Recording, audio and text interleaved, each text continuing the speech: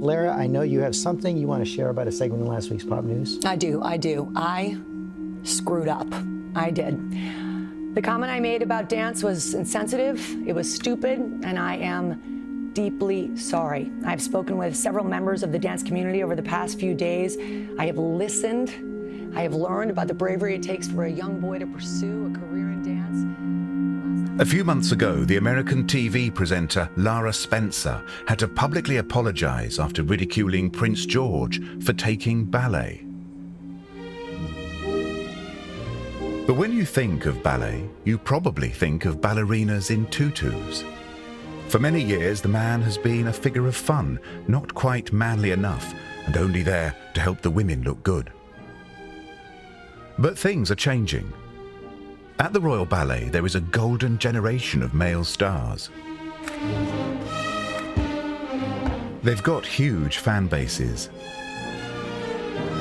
Through their virtuosity, they can move audiences not just with power, but also with grace and beauty too. Perfect. That's it, better. They're even challenging our preconceptions of masculinity. So what I want to know is, what's it really like to be a man in the world of ballet today?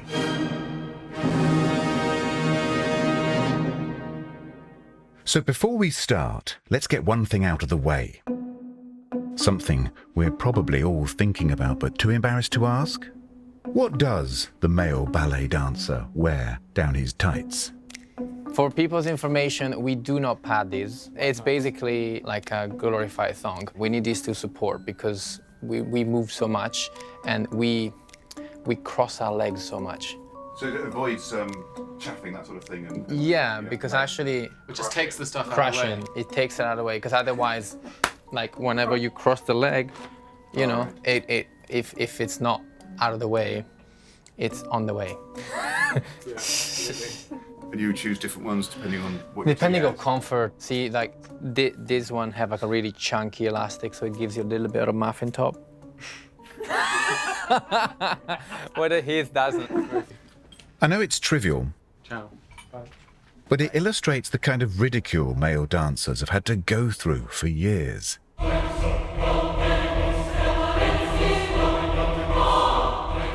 When really, in truth, when you look at them, they're more like Olympian gods.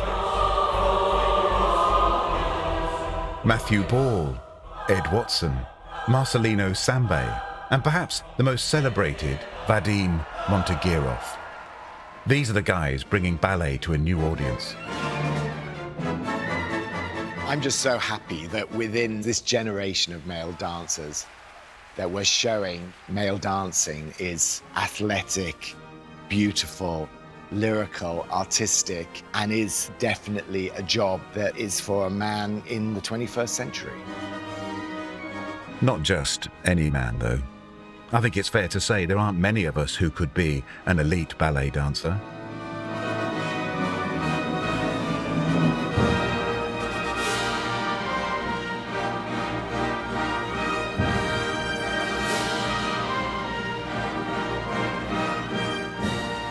Sleeping Beauty is currently in production at Covent Garden, the classic tale of a princess cursed to sleep for 100 years by an evil fairy, set to the music of Tchaikovsky.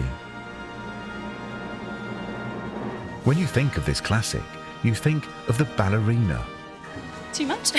No, too little. Oh, well, yeah, maybe come with, let her come with a long arm. And yet, arguably, one of the most difficult dance routines in this whole production is performed by a man.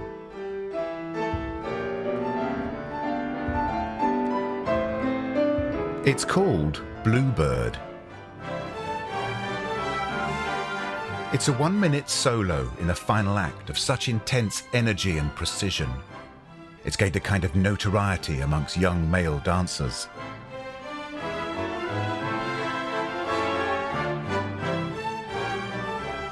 César has been cast as the Bluebird for this latest run. Just explain to me about your shoes there. I come from a family of professional ballet dancers, and my father, who was a principal dancer with the Royal Ballet, used to wear these boots when he was training. So these boots are just extremely special to me. They are quite, how should we say, distressed. Yeah. If you'd like me to demonstrate like a manège, like a manège was just a simple manège. So you like doing the big jumps, is that? Oh yeah, I'd definitely say that's my thing. It comes naturally to me. And apart from that, I think also I'm Cuban. So in general, Cubans are known to be those turners, jumpers, and the big double tours and the exciting things. So that's a basic. That's something that is pretty much in everything. So this is like a double tour, let's say.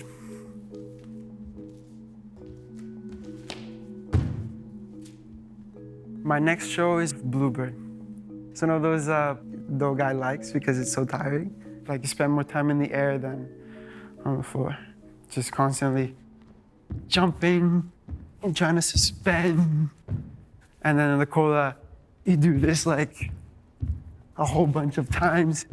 And that's when you're already exhausted. And then it's like, basta. But you love jumping.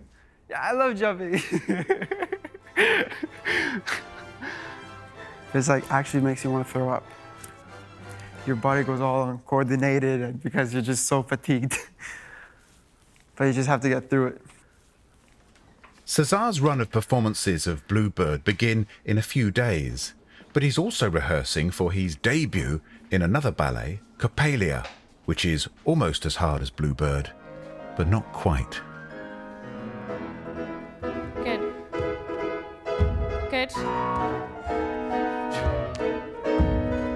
Excellent, darling. Good.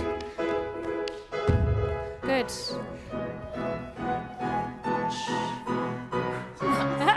23 is the perfect age for such demanding roles. Fabulous. Fabulous, fabulous, fabulous, fabulous.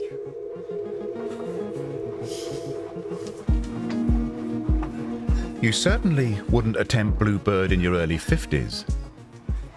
I've already done 12 minutes earlier, then I put the costume on, and I come back for another 4 minutes, and I go downstage and straight on. It's my warm-up for Enigma Variations. As you get older, your muscles are not as flexible, so it warms my back up.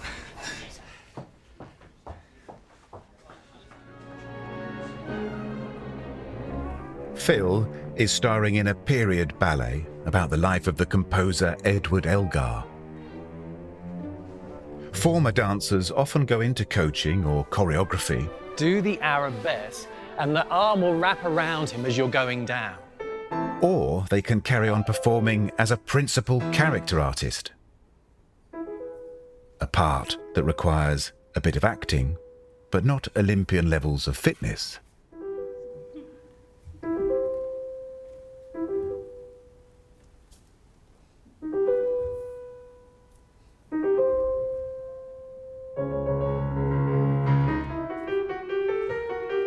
When Christopher, Gary and Phil first fell in love with ballet as schoolboys, it was the 70s.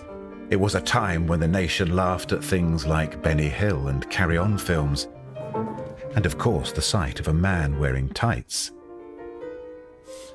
What is your space then? This is my space. This is the neatest space in the whole opera house. Have you done that for me? No, this is every day. This is every day. Right. He'll be in 2 or 3 hours before getting ready, and that'll all be set up. Not. And that's my makeup. I've got one little tray. Yeah, and Chris has one of the oldest pancakes ever. My pancake's actually got a bit of mould on it. So that needs scraping before I use it. Use it again. My sponge has rust on it. How old is your sponge? And this is my little... Mine's nearly as old as yours. Makeup tray. That's it's what we had something. from 30. Mine's 30 years old. Yeah, I can't even see the numbers. What's interesting about that is it just that it's very old. It is. All right. And not as old as me. A lot of people say that the male ballet dancer has been stigmatized over the years. Do you think that stigma has been banished now? Not really, not fully. I mean, people, if they want to make a joke, will still make a joke about men wearing tights. There's less of it, but you still get that odd joke, and you just sort of think, oh, it's an old, boring joke, isn't it? Men wearing tights. Yeah. Well, I think it also comes from, if you think about just recently, there was the whole controversy with the American TV presenter who was taking the mickey out of Prince George, who was going to be taking up ballet lessons. I grew up with it. I grew up with bullying, but it actually made me more dogged and more determined to do it. I think it made me stronger. Being a straight man, it seems that they always say, oh, you've got to be gay to do ballet, but you don't. You can be straight to do ballet. It doesn't matter.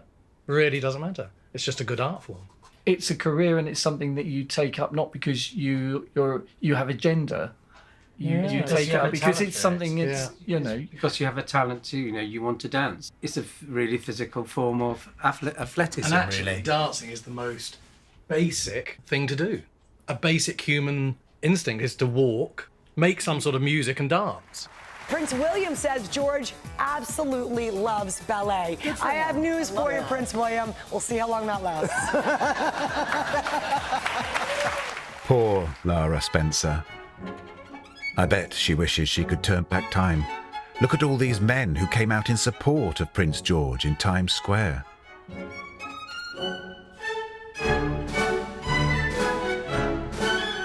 She has obviously never seen Vadim Montegirov dance.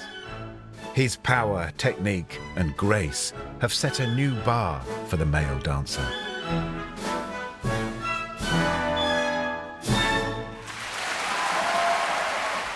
You can always touch the ceiling, so it's hard to shoot over.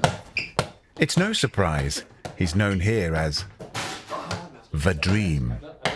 I'm heavier. I'm 2 kilos heavier. He shares a dressing room with Alexander Campbell.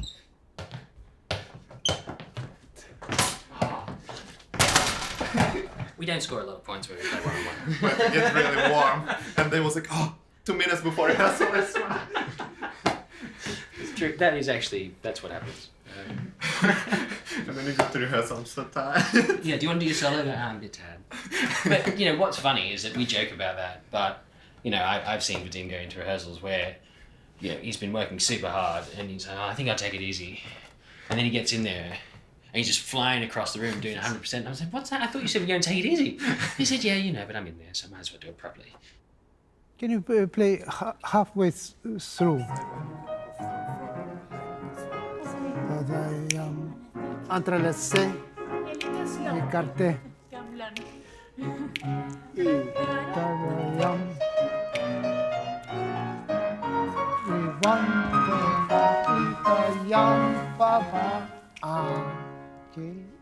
One of the reasons they call me the Dream is because I'm doing what partners want. So if they want me to hold her that way, I'm holding that way. And that comes from school. That's what they taught me, that you are a male dancer, you have to do what girl asks you to do.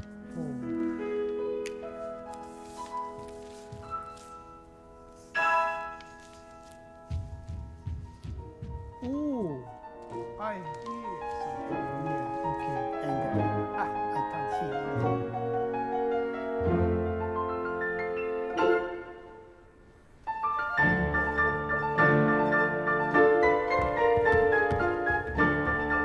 At the Royal Ballet School, White Lodge in Richmond Park, there are children from all over the world.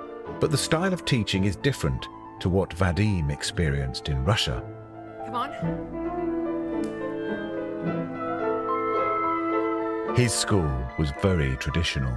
Growing up in Russia, if I look back at it now, it's like, oh my God, how did I survive that?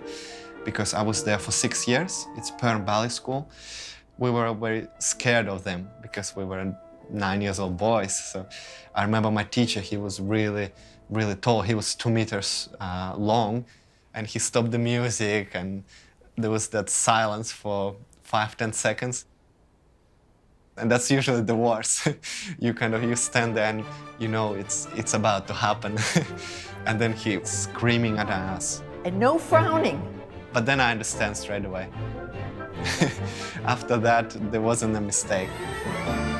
Up off the leg, lift up off the right hip. White Lodge takes about 15 11-year-old boys each year. Turn and first, open, down, chest. If you impress at White Lodge, you transfer to central London and the Royal Ballet's upper school. Here, the young dancers are in touching distance of their dream of joining the corps de ballet. Hold down and shot out in.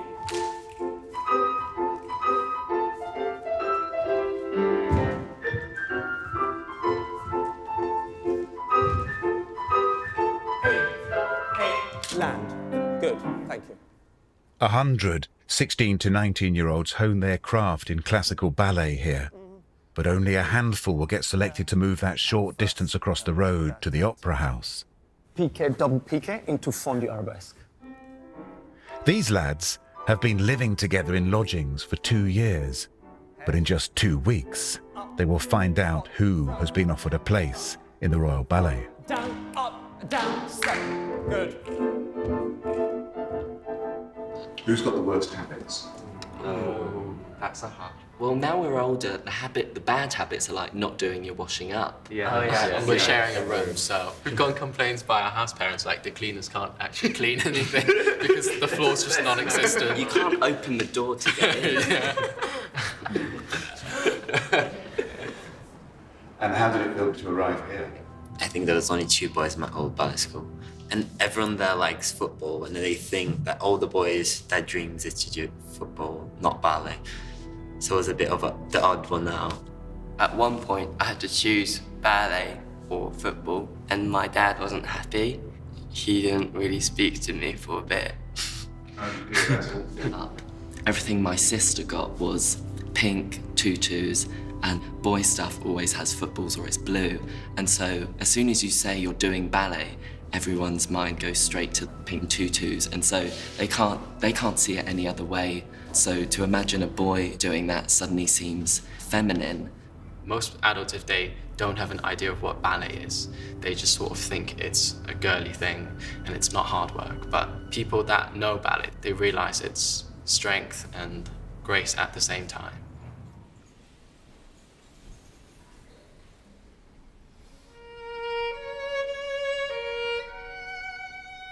When you watch someone like Matt Ball, he is the epitome of strength and grace. I felt like at a young age I was totally obsessed with it. It was everything to me. You know, when I was younger, I remember my parents had like built-in wardrobes with mirrors on the front, and I was just in front of them all the time, like kind of trying to replicate images that I'd seen. Matt is now a star principal here, but he began at White Lodge. This was when I was promoted to principal dancer of the company with love, Mum and Dad. I feel like they're helping me to savour it. I remember this on summer holiday, kind of stretching on the balcony, and I used to make my mum help me with the stretches and shout at her if she got it wrong. The Liverpool Echo? Yeah, the Liverpool Echo, it is. It's funny as well, because I remember at the time thinking that I was like the bee's knees, like I'd made it. I think I thought like it would all just slip into place, and it, you know, it definitely took a lot of hard work still on the way. When I first did the Nutcracker, meeting Prince Charles, we put a lot of effort. What a lovely family you've got. Yeah, very.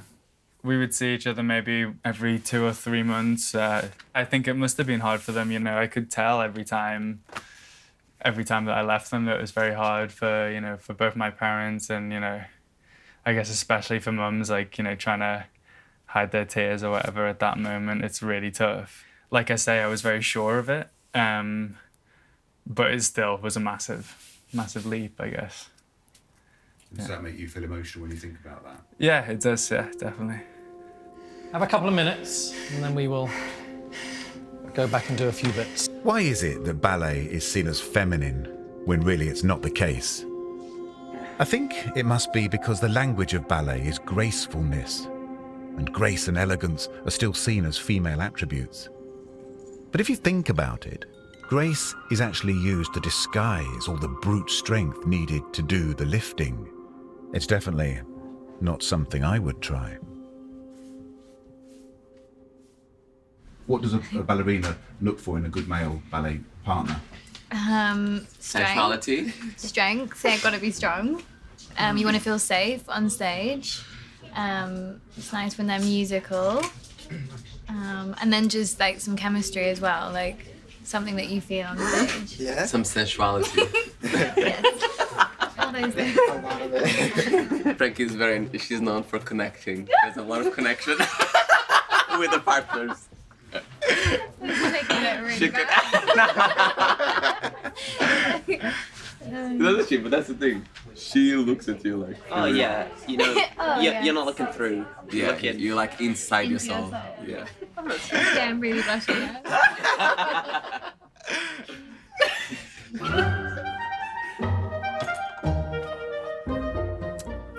Hello, come on in. This is our dressing room. This is where we spend most of our time. As you can see, there are costumes ready for our next performance on Thursday. We eat here, we prepare for shows here, we prepare for rehearsals. This is my place, my name on. I feel like the longer you're here, the more decoration you have, I think. Usually the best seats are the ones at the sides and are taken by the more veterans. If you become a principal, like Matt Ball or Vadim, you get your own dressing room, but the ranks below have to share one big one. Valentino is a first soloist. And this is William Bracewell. Did you have to check my I name? did. I did. What's his surname? Bracewell. He's first soloist for the company. Our brightest up-and-coming stars. The young men here might be having their moment, but that doesn't mean that all aspects of ballet are now equal. We are spoiled here. I mean, the Royal Ballet, we have some of the top dancers in the world. So if you don't get that ballerina, you get another ballerina who's just as good and just as light. But I think in general, as male partners, you don't really have a say. Usually you get assigned. And it's the ballerina who gets asked, like, would you be okay for you to dance with this up-and-coming young partner? Or would you like to work with this guy that you worked before, but you had a fallout in that particular production, or would you like to change it? So they do get asked because really, like, it's not that it's just about them, but like they have to feel more comfortable. We get assigned. It is kind of them who are laying themselves on the line in terms of how much trust they give to the other person. But you gotta be there. You can't be the one like, oh my God, it's amazing. Just on the floor, like.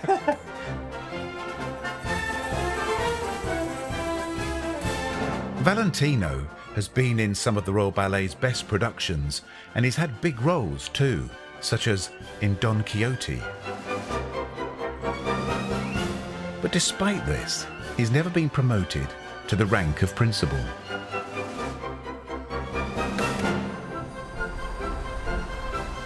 Like Vadim and Matt Ball, Valentino became obsessed with ballet when he was very young. It was a bit of a calling for me. I started when I was 3. I watched Mikhail Baryshnikov on TV, and just instinctively I want to be like that. I've got a hell of a lot of pictures here. I've got some really cute baby pictures of me doing ballet. I've got a lot of ballet. That's me dancing, being very ridiculous. It was so intense.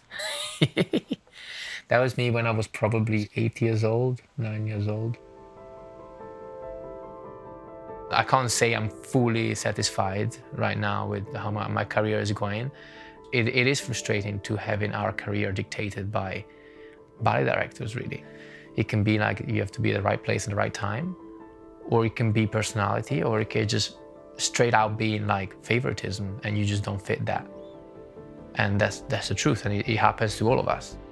I think that I have a lot more to give than they give me credit for. And I've expressed that, so it's not like a secret. I've obviously expressed that to them. And I will have to assess whether to do something about it.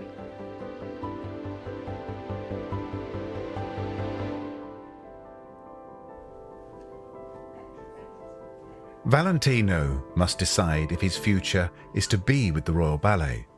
At another, less prestigious company, he could well be a principal. But would that be the right move? The principals at the Royal Ballet enjoy exalted lives, adoring fans, huge Instagram followings, modelling contracts, even super fans who watch their every performance.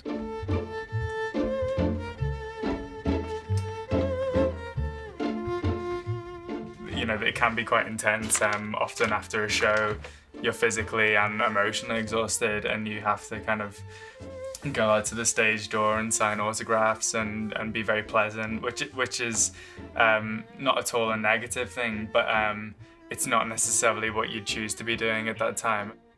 I think often you kind of feel like you need a moment of quiet reflection.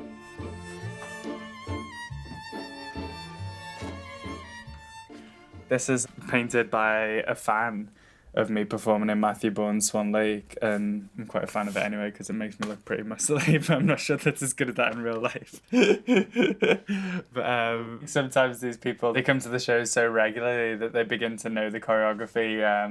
I have received, not corrections, but I have been told, been pointed out a mistake that I made on stage after the performance by a fan, and it's kind of, it's hard because you obviously wouldn't deny it, but it doesn't feel exactly like the right moment to be reminded of your mistakes. It's almost like they're here, and it's so, it doesn't read. And Imagine getting notes, not just from your ballet master, but your fans as well. Go, go. The pressure to succeed comes from all sides. And there can be a cost to that.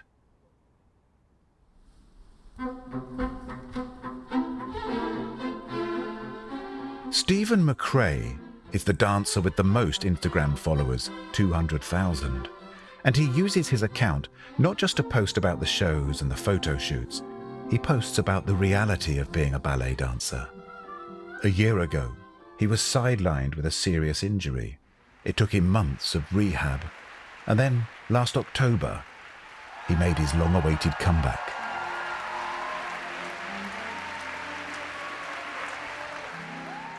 I was on stage performing an incredible ballet called Manon is Breathtaking.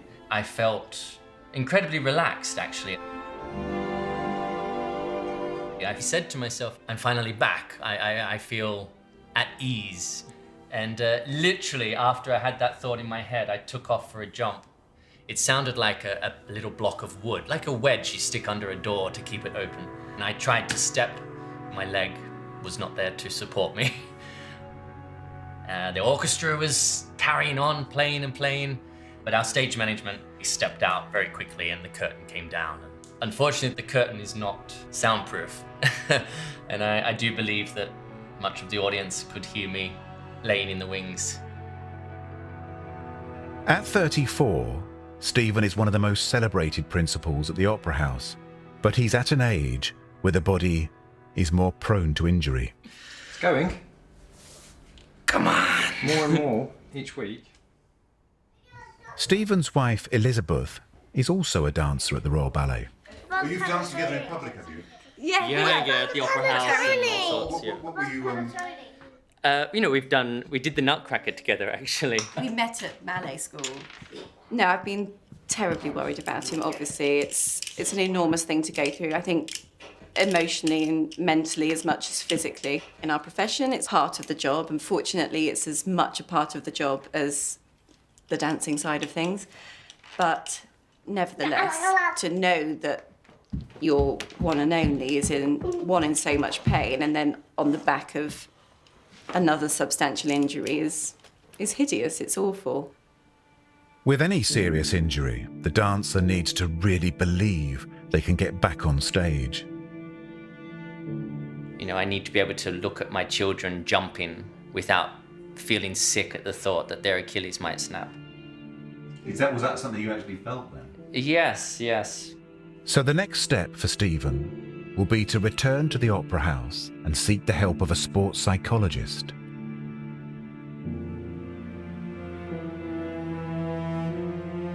as with all elite athletes, success at this level is not just down to physical ability, it's also down to an unshakable belief in themselves.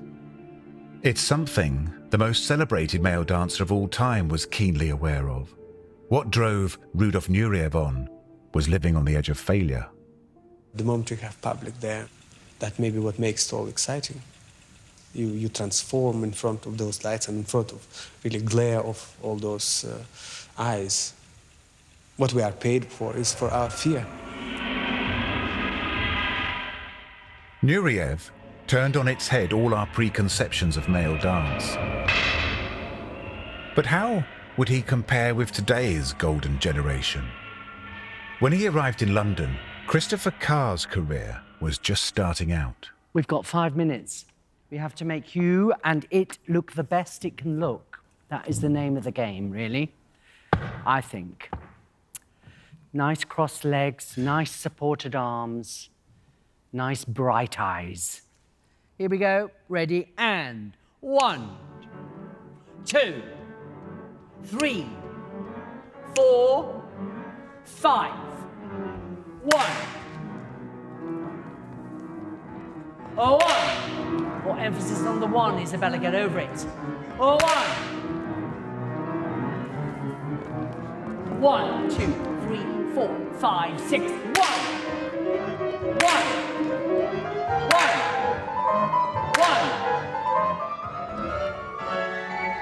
And. So, were you a ballet dancer? I was a ballet dancer. What was your period? I joined the Royal Ballet Touring Company in 1967. And then, eventually, I became a ballet master. I danced actually until I was 40 years old. I'm very nearly 70 and I'm still going. She was a pirouette, then? Don't think I couldn't.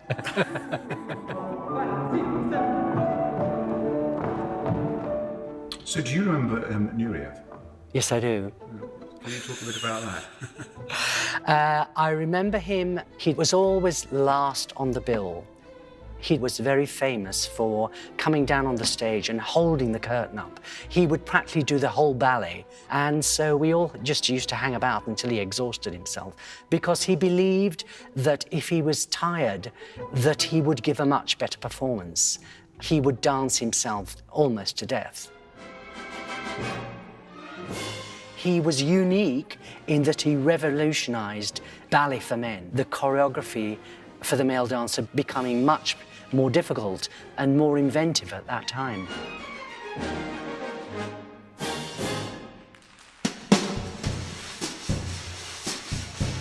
Rudolf Nureyev had movie star status. He transcended ballet and became a household name. I think if he was around now, he wouldn't be such a big star. I probably shouldn't say that, but there are now better dancers. But when he walked onto the stage, you couldn't fail but to notice him. I wonder what Nureyev would make of male ballet today, 60 years after he tore the rulebook up. Hopefully, he'd notice that society has become more accepting of all types of masculinity. That men don't just have to be powerful and strong to be men. And of course, when society changes, that change seeps through into the work on the stage too. 3, 2, 3, 1. The Cellist, by choreographer Kathy Marston, is in production and tells the story of the virtuoso musician Jacqueline Dupre, who died tragically of multiple sclerosis. This modern ballet has all sorts of different roles for men. It's the inverse of a normal classical partnering. So in a classical ballet, the man usually stands behind the woman and supports her, lifts her, guides her. And of course, because the man in this case is being the cello, his cello position is in front of her with his arm outstretched, and she's the one playing him and leading him.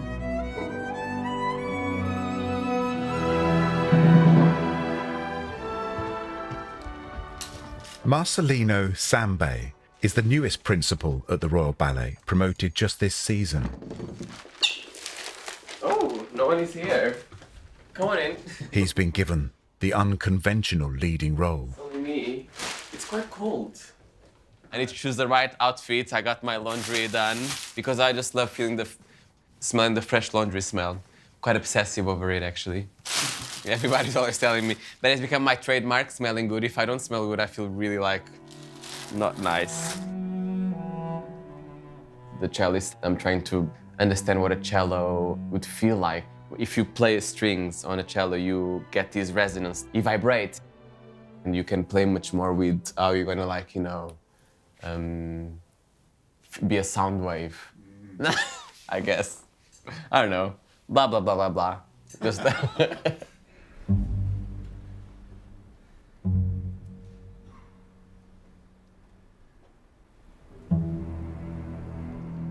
do my moisturizing every day, my facial washing. I have such a huge skin routine before bed. It's crazy. I'm gonna be the kind of people that's not gonna age gracefully. No, you've got great skin. No, but I'll make sure You'll that make the sure. skin, even if I have to inject things in. Yeah. At the moment, I think those two could be nice. Yeah, I think that could be nice. Loving it. I'm gonna get my ballet. When you think of grassroots ballet, it conjures up images of quaint ballet classes in charming village halls. But Marcy's story could not be more different. He might be starring in a fashion shoot for Esquire magazine, but as a young boy growing up in a poor district of Lisbon, he was placed by his mother for adoption after his father had died. Wow, it's such a nice day. Welcome to the balcony. It's kind of weird to think that you work in the center of London. This is Covent Garden. It's always so lively. There's always such a sense of rhythm. And then it does add to that feeling of how lucky I feel to work in here. It's so important to have that notion of where you come from and what made you. I often wonder, my biological mom, I think she was very supportive. She understood that I had something special, and that's why she was so happy to have me move on to be able to fulfill my full potential. And for that, I will forever be grateful, because she really understood that I had an opportunity to build and do something of my life, and that if that meant like that we had to go separate ways, that was fine. And that for me is the most amazing thing that has ever happened to me, to have that moment that someone that recognized, even though she probably doesn't know much about what I do, she recognized that I had something special and that I should pursue it. Marcy's circumstances are not that unique here at the ballet. You might think of this world as the preserve of the genteel middle class, but several of the young men have stories that might surprise you. Like Joseph Sissons, who experienced racism as a child, but has just landed his first leading role in Onegin. Gosh, it's hard to describe. He's got a phenomenal technique, and his physical attributes are very, very good for ballet. And then he's got this amazing work ethic. He works super hard, really hard all the time. He's taken every opportunity and made the most of it. So I'm really pleased that he's got this. This is the next step for him, really. When I was 7, a scout leader pulled me aside and said, "You're going to end up in prison by the time you're 18 with this kind of behavior."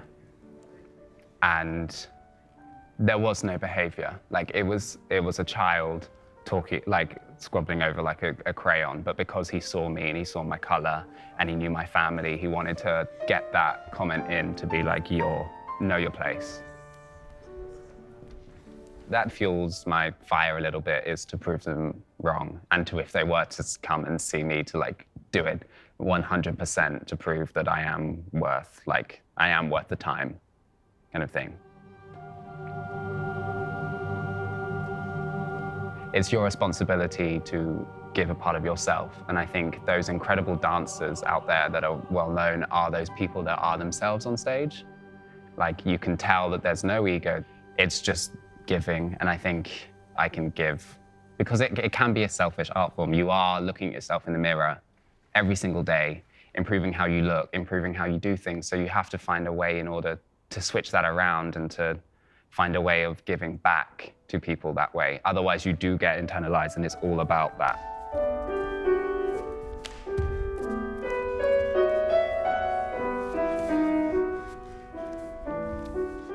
What I think is brilliant about ballet and dance is it cuts across so many barriers.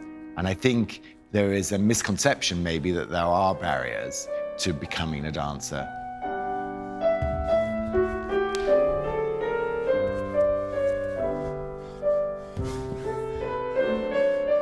I myself come from, Yorkshire. I wasn't around ballet, but if you've got a talent, the Royal Ballet School will take you in.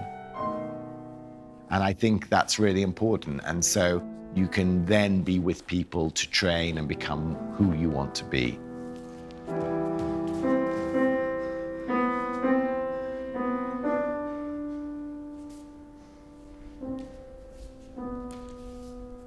It was pretty perfect. I have to say, I wouldn't say it very often, but it was unbelievably beautiful.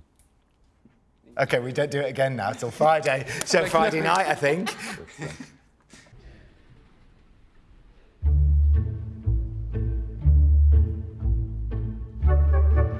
During a performance, the dancer and the audience feed off one another. And for the principals, a good performance can result in many curtain calls and several elaborate bowing routines. But for the men in the corps de ballet, the curtain calls are rather more restrained. It's common knowledge, like we all just know how you bow, how you... Although I think for the women, then sometimes curtain calls can be... It's very set. Very set with, they might just do a one-arm port de bras, they might do a full arm, they might go all the way to the knee, they might just do a small...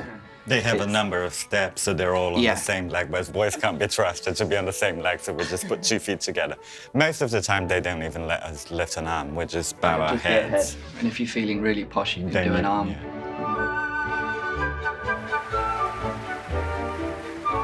This must be what the graduates across the road at the upper school dream about at night. Love emanating from the audience. Hands up here who'd like to one day be a principal. Come on, come on. Good. Unfortunately, not all of them will make it to the rank of principal. In fact, today, only a few will be offered a place in the corps de ballet. But who will it be? To the front, place, squeeze, to the back.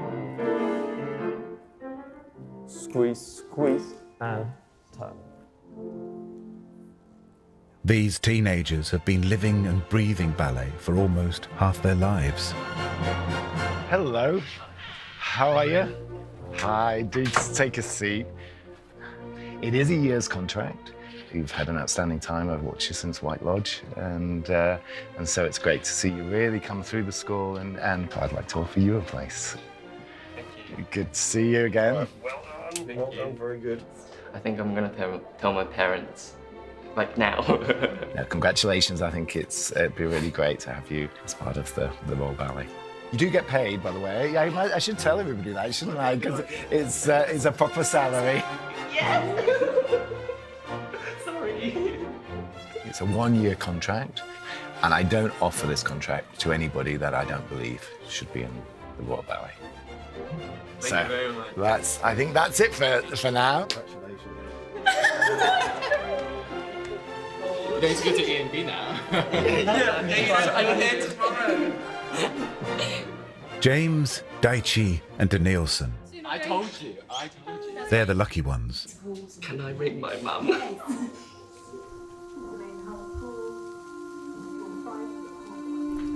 This will always be one of the high points in these young men's careers, but there will also be lows too.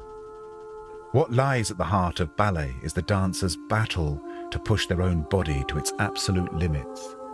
The quest for perfection versus the risk of injury. You can't have one without the other, which is why the mind needs to be so resilient.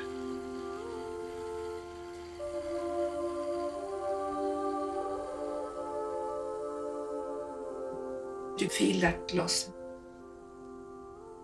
You think you're okay, but you know, you go from this figure of being on stage, obviously, where everybody is watching you, and you know, I guess you almost look not human on stage. It's about being superhuman. Yeah, and you almost appear untouchable. And then to suddenly, literally at the click of a finger, bang, and you're the most vulnerable creature in the entire room with everybody staring at you. That's a huge thing to go through.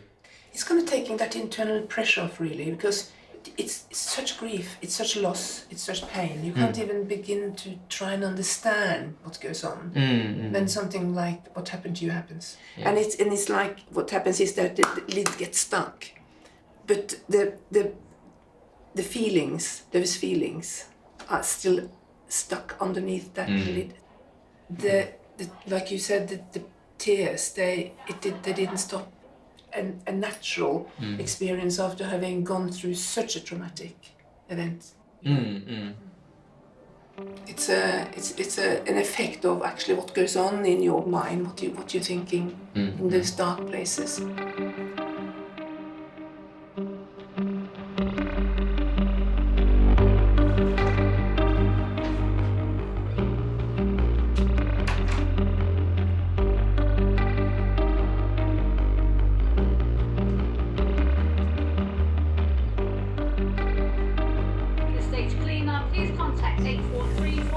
Tonight is the final night of Sleeping Beauty, which has been playing to sell-out audiences for several weeks. It's the end of the break after its first quarter.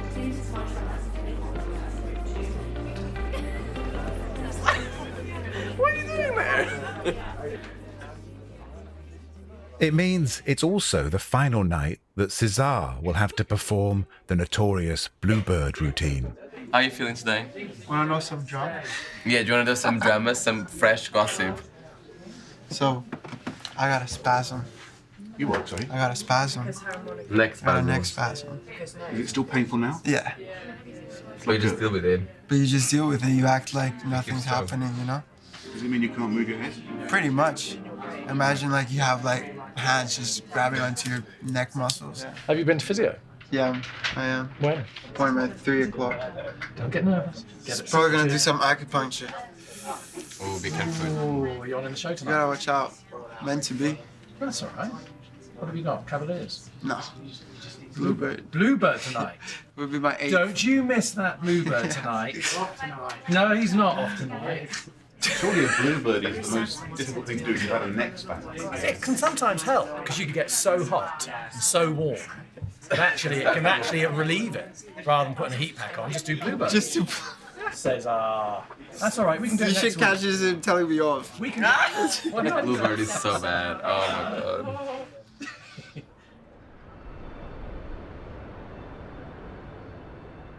The acupuncture didn't work. It's now 5 hours before the curtain goes up. When I finished the rehearsal, the secretary called me, which is never good news. He was like, come to the office, we need to speak to you. I have to take, I'm sorry, I think tonight you have to do Bluebird. And I was like, oh, okay.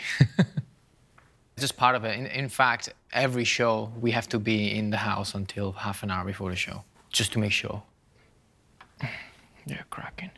It's quite a hard thing to pick up, but it's, you know, it's one of the highlights of of the Sleeping Beauty, really, dancing-wise. So, you know, just do my best. I still got 5 hours to kind of wrap my head around it.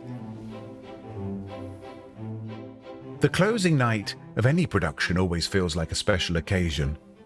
For tonight's performance, Vadim has been cast as the prince. I've grown up watching Rudolf Nureyev performing Sleeping Beauty solo, so he's my everyday inspiration and my idol as well. So it's an honor for me to dance this role. Just have a sharpener. No, I don't look at my hair. The new recruits, James, Daichi and Danielson, are going to get their first experience of being on the famous stage. What part are you playing today? Footman. Footman. Are you standing still or are you moving around? We are standing still.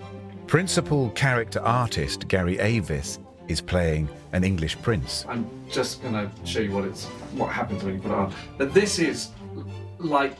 This is very... Thanks for that, Chris. Do you have to wear that? Is this been set up? Have you set this up especially? No, only kidding. Valentino will perform his Bluebird routine just a few minutes before Vadim comes on for the grand finale. The pain gets more and more and more. I had a little opera house book when I was little and a paper theatre of the Royal Opera House. So the most exciting part for me is being on the stage that I made when I was like 10, a little paper theatre that I put the Sleeping Beauty set in, or different operas, and to be on the actual set now and stages, it's like a full circle for my childhood dreams. 1 minute stage, approximately 1 minute pause. I'm free.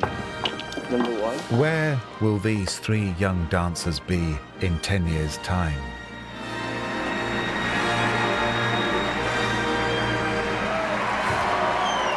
Perhaps they'll be taking a curtain call, having enthralled the audience with a scintillating rendition of Bluebird.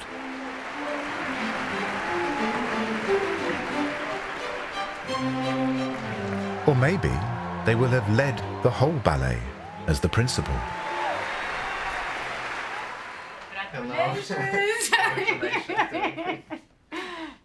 Wait, that actual solo, seriously, it was like textbook, wasn't it? It was amazing. Not all dancers have, like in their own generation, they saw Baryshnikov, Nureyev. So those dancers who were younger and they were watching, they were always inspired by them. Now, we have Vadim. Vadim and Marina inspire our younger generations. Thank you. Now I'm going to cry now. No, thank you.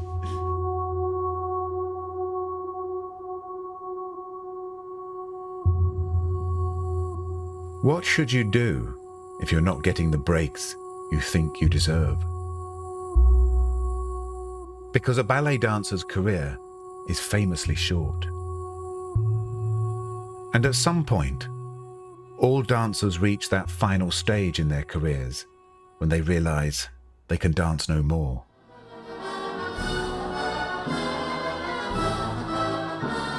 Ed Watson has had one of the longest and most celebrated careers at the ballet, but a few months ago, he had a realization.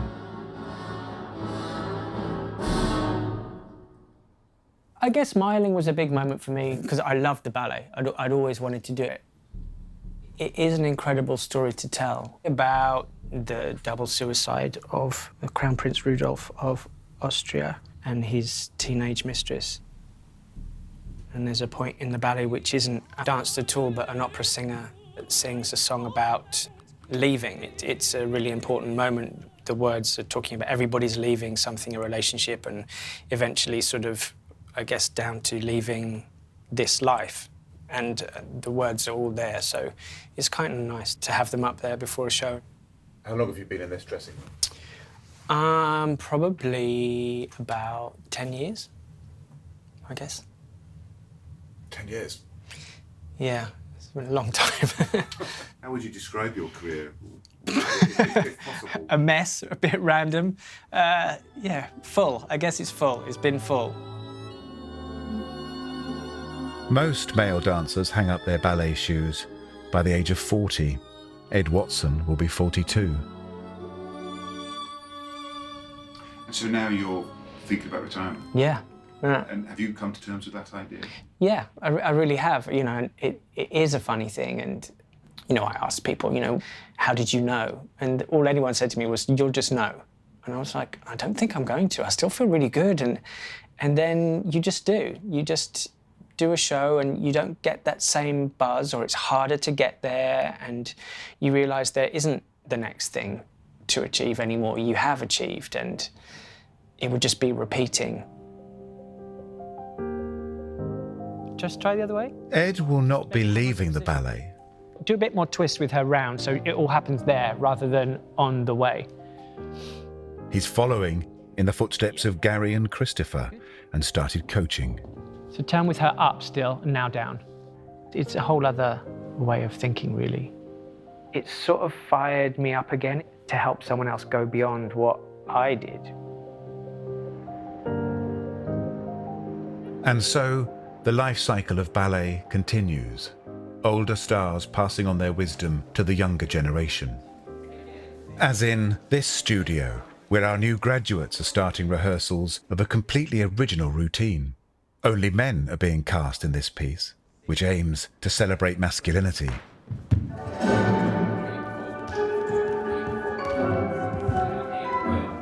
And it's been created by a new young choreographer.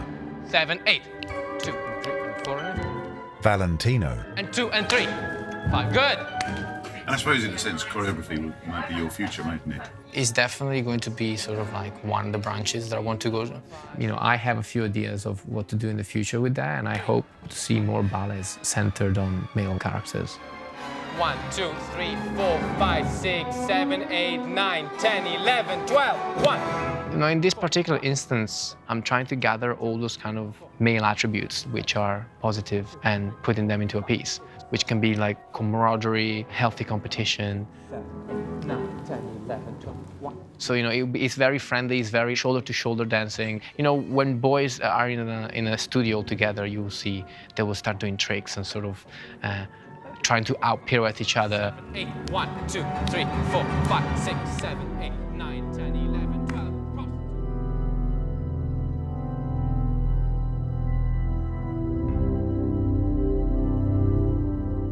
Do you think that you've come to terms in your career with not being a principal? I've come to terms with the fact that I might not have that title and what comes with it, which is a certain status, but I still feel that I can do some sort of like big roles, and there's still a lot I can give. I suppose you could probably become a principal at a different ballet company. Would that make sense? Yeah, I mean, I've actually had offers to do that. The thing is that I have a certain attachment to this place. You know, I love the Royal Ballet. I actually had to fight a little bit to get in here in the first place. So, to be honest, I don't really want to be anywhere else. So even though I could, I didn't want to leave somewhere I love for a status or a title.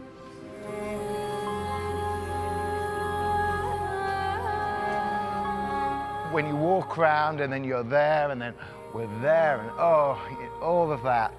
Use the eyes, use the ends of the hands, there.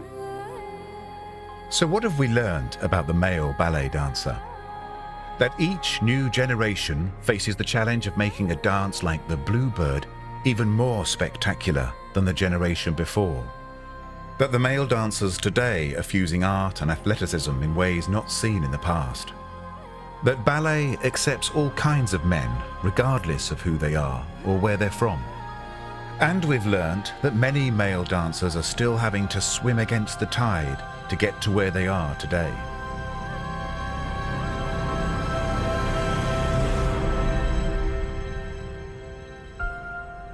But the thought I'd like to leave you with is this. We are, at last, learning to love these men in tights. Almost as much as those ballerinas in their tutus. Yes. Yes. Wow, I'd pay to see that.